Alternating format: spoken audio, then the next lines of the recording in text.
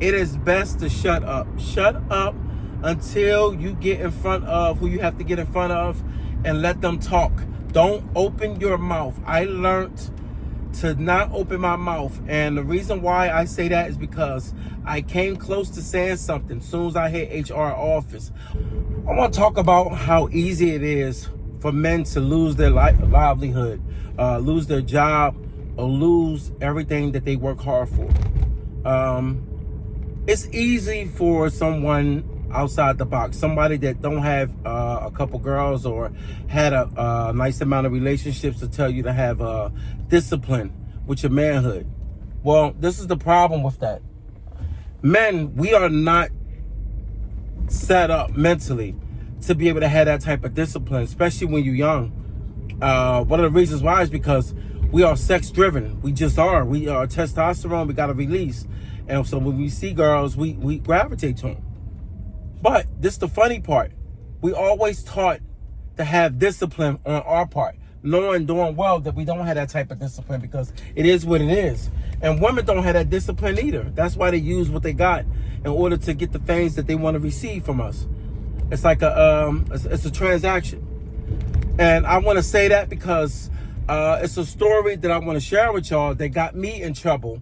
And this was at work years ago. I was in my early 20s. And it was a joint at work that was nice. And what happened was, we played around a lot. We played around a lot, and we did things that was, inappropriate. And it was one day I ended up doing something. And put it like this. I did something that was inappropriate, but at the same time, this was something that we were doing on a sneak at work. Well, from that situation, I was on my way into work, and when I came into the building, we have scan cards to get inside the building. I worked for a computer company. It was a technology company. And make a long story short, when I got to the building, I came in, greeted security like I normally do.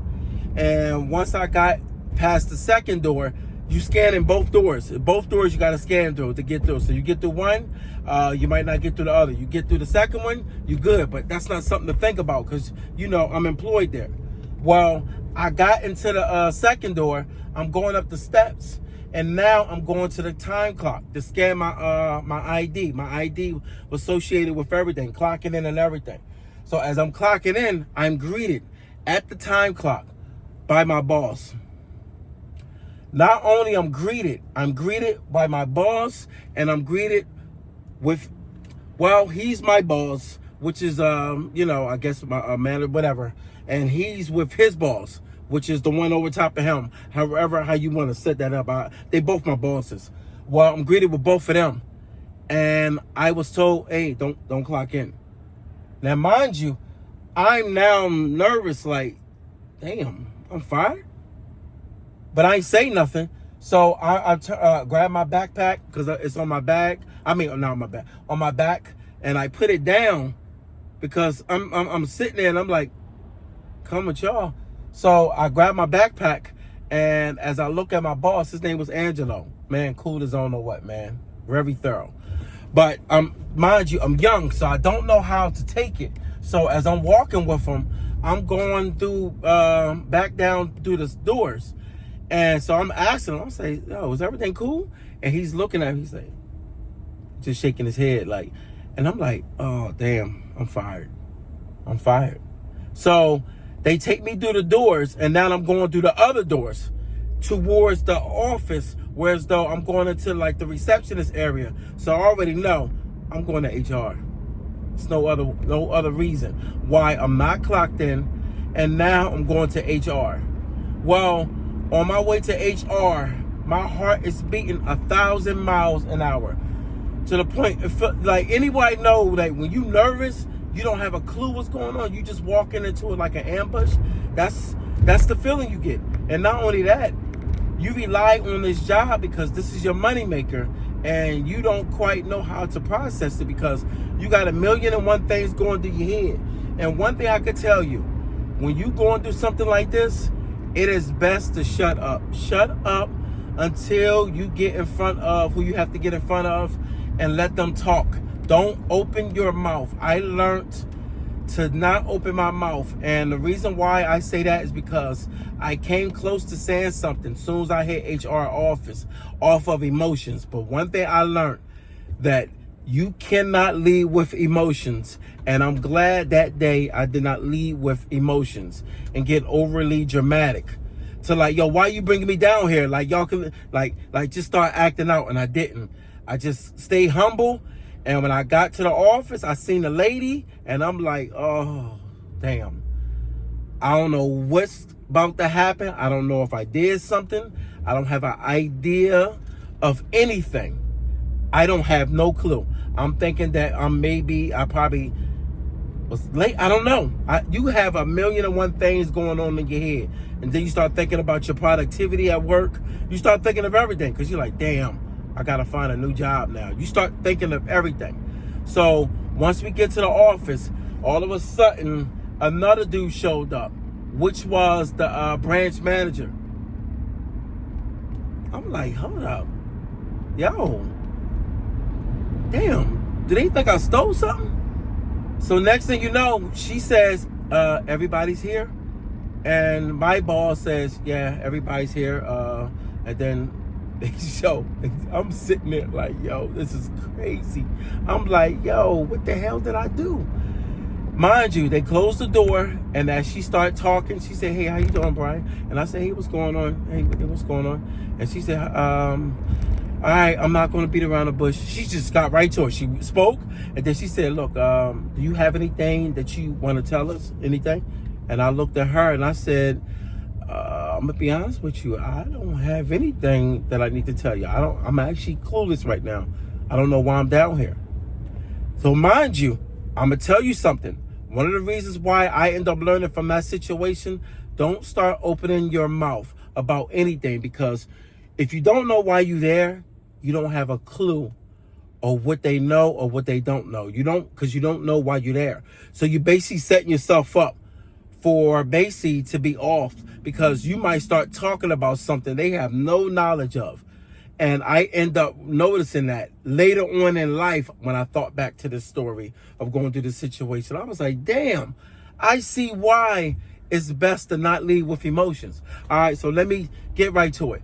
So what happened was, once I told her that, no, I don't have anything to talk about.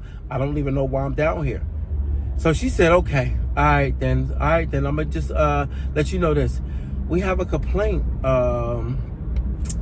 that you had, you had touched somebody inappropriate. You know what I mean? Like you did something that you had no business doing on company grounds. That's not part of the company, and we don't represent that. So I said to her, wait a minute, I touched somebody inappropriate. Who? So I said to her, who did I touch inappropriate? Because I have no knowledge of me touching anybody inappropriate. I know nothing. Like, not only that, now I'm actually in a point now where I'm like, oh, damn, this is crazy. Like, me and this girl play around, and we don't never have any issues, and we cool. Not only that, we even seen each other out. And I'm like, yo, damn, like, if I did something wrong or she wasn't feeling me like that, like, she could have, told me something, said something to me like, yo, I'm not cool with that no more, like, or whatnot. This is where the story gets funny. And I'm going to say funny because this is why I am so happy I did not jump the gun and started wilding out saying, yo, well, wait a minute. Me and her be doing this and that, this and that. I learned a valuable lesson this day. So after she said that, and I said what I said about me not having the knowledge, I said, well, who is the lady? I said, because if this is a lady that said this, I would like to know who I'm being accused of touching inappropriate. That way I can defend myself to like what they're saying, because I have no knowledge of this. So when she said this, I said, can I ask you another question? I said, who seen me do this? Because I'm curious now, like, who said I did this? Like, I'm thinking like, damn, she really went out on me. Yo, when I tell you, she said, well, this person, do you know this person? And I thought to myself, okay, this person. My eyes lit up. I looked at them. I said, wait a minute. Say that name again. When they told me the name, yo, this is a female that I barely speak to. No offense. She's not something to look at. But she's different. If you get what I'm saying. She's different. Very different. She told them I had grabbed her arm and she felt uncomfortable. Mind you, I'd never ever had an interaction with this girl. But this was the thing. She was there that day when I end up doing what I did with the other girl. Like, she caught it. Like, meaning that I was trying to be sneaky and she was sitting down in the cafeteria. Dumb. But instead of her say that she was offended that I touched her, she said that I had grabbed her arm. Now, grabbing her arm, I was trying to understand, okay, why would they call me down for grabbing her arm? Well, you know, you just can't touch anybody. So when they said I grabbed her arm, and I said, grabbed her arm, like in what way? So when they said that, I end up letting them know, look, I'm going to be honest with you, I'm not going to sit up there. Now I'm cocky now. But I didn't go crazy. I didn't lose my cool, because you got to remember, when you're in HR, this woman, you don't want to lose your cool. I'm telling you this now as a guy, as a man to man. Do not raise your voice when you're in HR. I have seen it with not seen it with my own eyes. Seen a person get escorted out just off of them raising their voice and them losing their cool, because now you feel you're now uncontrollable. And I wasn't uncontrollable. I just let them have it in the office in a presentable way. I let them know, look, I don't appreciate being called down here off of something like that if nobody's there to vouch for this person. Especially when I was called into this office off of touching somebody I don't even have any type of association with. So for me to touch her, I'm just going to walk up and just grab her arm, like, just to be brought into the office. And then that's when she said, you know what? I needed to bring you down because we needed to hear your side of the story. Because I can't say if it's true or untrue. That's what her words were. We don't know if it's true or untrue. We don't have nobody to validate this, but we needed to hear your story so we can put everything together and piece it together to see what is accurate. And then I let her know after that, well, look, now that I know, I'm uncomfortable for somebody to actually put out a false claim to have me removed. And I said, I'm sorry that I'm put in this position that I have to be down here talking in front of y'all. I said, but I'm uncomfortable now because I'm now here at work feeling uncomfortable because somebody literally trying to get me fired, all because of they don't have any type of they don't have any type of concern of my position at work. They want me fired because I don't talk to this person at all. And when I told her that I don't talk to this person, I don't even say anything to them. But I stopped there because I almost felt comfortable enough to start going in on the girl, and then I caught myself. Because like you said, like I realized in life, when you start talking too much, you start getting bashful and you start getting cocky. And I caught myself starting to get cocky. So after that, they talked to me and they said, you know what? I'm going to write this down in file. And after that, I'm going to be real with y'all. Yo, dog, I never seen her ever again. I don't know if they fired her off of that or if they removed her. I don't know, but we had a lot of buildings and they definitely removed her. Like when I say they removed her, I did not see her no more that day. And from that point on, she was gone. And the reason why I said I learned a lot from that situation, I'm going to tell you what I learned from that situation. I learned that job is not the area to be playing around doing those type of activities unless you're outside of work. Because I'm going to tell you something. What I learned from that is, like, some people might look at my story and say, well, damn, dude, you really didn't do nothing. Young me thought I didn't do nothing. I did do something. What I actually did was, I actually did something inappropriate on company grounds in front of somebody. Even though it was not to them, but I did it. And that person was not the person that felt uncomfortable because we was going back and forth. But this is what I learned from that. You don't do that at work. Because, let's be real, what if, just what if, she felt uncomfortable that day and somebody happened to witness it, which was that girl, and they decided to team up on me and get me out of there just because. Yo, this happens. Anything can be proven when people team up on you. When people team up on you, you are now not the victim, because you are now looked at as the person that's basically the perpetrator, because it's 2 against 1 and you got 2 women going against 1 man that somebody was able to witness. Let's be real. We don't live in an era where as though you have the leeway to be able to protect yourself as a man. Not to say that we're victims, but we also are not in a world where as though men are being protected. And it's hard to protect ourselves when we actually do things off of just our testosterone raging. And we just got to get our feels on because we interacting with that female back and forth. But we got to know to separate work from play. And what I learned is, from that day on, I never did that again. And even when she walked past me, she'll bump me, and I'd just be like, yo, you know what I mean? I'd just say something crazy, but not something inappropriate. Because I had to start learning to train myself to not act that way. Because as men, I'm gonna be real with you, our nature is nature. Like we are driven off of what we see. We cannot beat that. But what we can do is control it in an environment. And what's happening is people are using that against us, even though they can interact with us, do these things, but set you up and put you in a predicament to get what they want.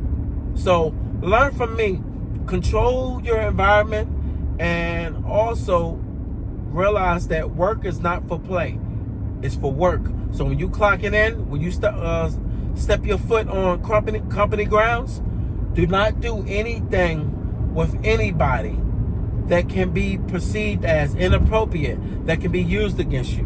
Because when that time comes, you're going to have to explain why you did something. And if you did do it, but it didn't quite go down in the way that they explained it, it's going to kind of be hard for you to prove that it wasn't in the way that they explained it to HR. And you are now going to be looked at as the person that's the bad guy. And anyone knows what I'm talking about. First come, first serve. Once somebody tells on you, you're basically going to be looked at as, damn, you done messed up. Now you out of a job. And you looking at them like, yo, how they going to do that? This is one of the reasons why you seeing people go back to jobs. And they end up unliving people off of people bullying them or lying on them. And they getting fired. And next thing you know, you out of a job. And now you can't quite figure out your next move. So don't let that be you. Learn from me and learn from my story. And still today, I still think about that situation. Even though it wasn't a real big situation, but that situation almost cost me my job. And it would have cost me my job if I overstepped and I started just talking right out the door. And I would have probably said something that was inappropriate to put me into a position that I should not have been in, because I didn't know what was going on. But at the same time, I didn't overstep. I kept my composure and I kept my cool. And I was able to understand what was going on and explain myself and not be overly dramatic. So, hey, learn from me. Man up.